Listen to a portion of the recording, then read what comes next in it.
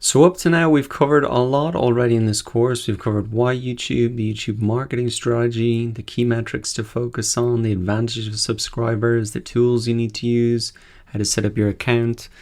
You've done the keyword research now, and you've selected the keyword that is really what you're going to make a video about. And that's where we're at now. We're really moving on now to the YouTube video structure. How do you actually plan a video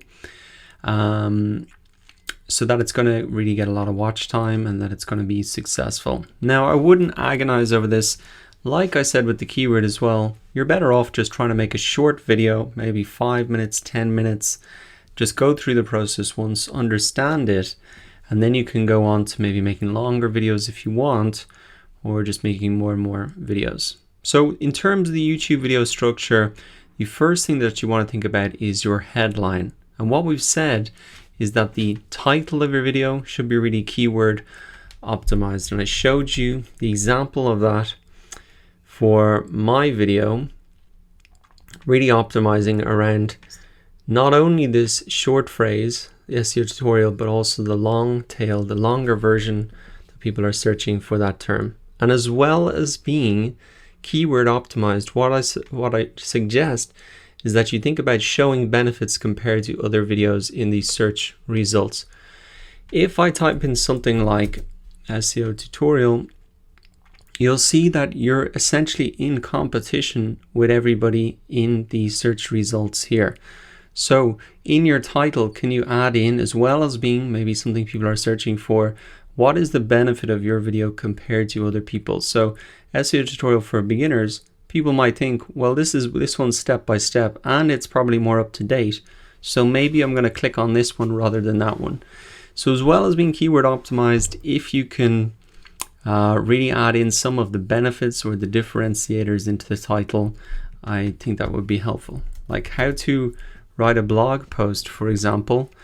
You can say the simple way in 70 minutes or less, and the 2-minute guide, 2015 template, how to write your first blog post. You can see that there are different variations of the title showing different benefits to people, 8 secrets to write them faster, etc. I think one of the best things that you can really do is come in and start to look at the other titles to get ideas. So that is the first thing, the headline. Now, once you've got an idea of your headline, what you want to do in the first 30 seconds is to really identify the problem that you will solve. And also, if you can show some visual stimulus to keep people interested. Now, what I'll show you here is the first 30 seconds of my video here. And by no means this is perfect, but I think why the first 30 seconds are so important is I'll just remind you of the analytics that we looked at the very start of the course. And if we look at audience retention, you can see that there's a massive drop off.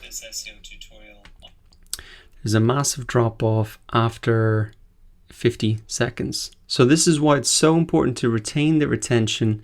People drop off extremely quickly. Looking at these analytics, what I should really be working on is for the next video then trying to get that intro a lot tighter. But what I've tried to do at the start of this video is identify the problem.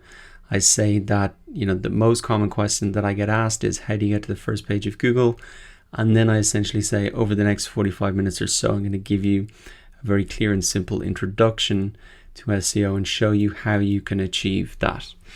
So that is kind of the introduction. Just keep in mind, it has to be engaging. It has to show the problem that people have. If they're searching for an SEO tutorial, they obviously want to achieve maybe getting to the first page or ranking their business or something like that. And also I've included the little video here of myself to try and not just have it like a blank screen. And I try to get people, I try to get it moving pretty quickly. So I'm moving around the screen, I'm clicking within the first 30 seconds.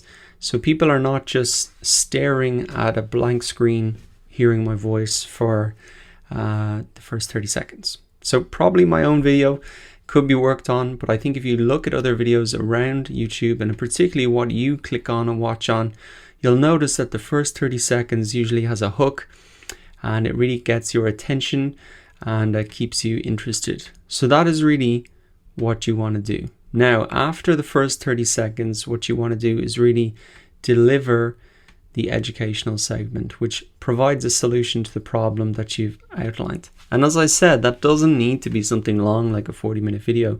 If you can solve a problem for them in 5 minutes, well, then that's perfect. Like something like how to convert JPEG to PDF. Let's say, 50,000 views. And it's very simple. This is probably a 1 minute 30-second video. People are searching for this, and it's just very simple. So it doesn't have to be a long video, but essentially they'll show you how to do it. This is a brief overview, and then they really get straight into it there. The final thing there when you're planning your YouTube video to think about is the call to action that you're going to use at the end of the video. You really want to end with a strong call to action, and that can be either to subscribe to your YouTube channel, to like, comment, or have that link back to your website there. And the thing is that you will need to have this decided before, you want to decide this while you are recording your video, because later on, once you upload your video, then you can add in these links, etc. But you really need to decide what that call to action is going to be.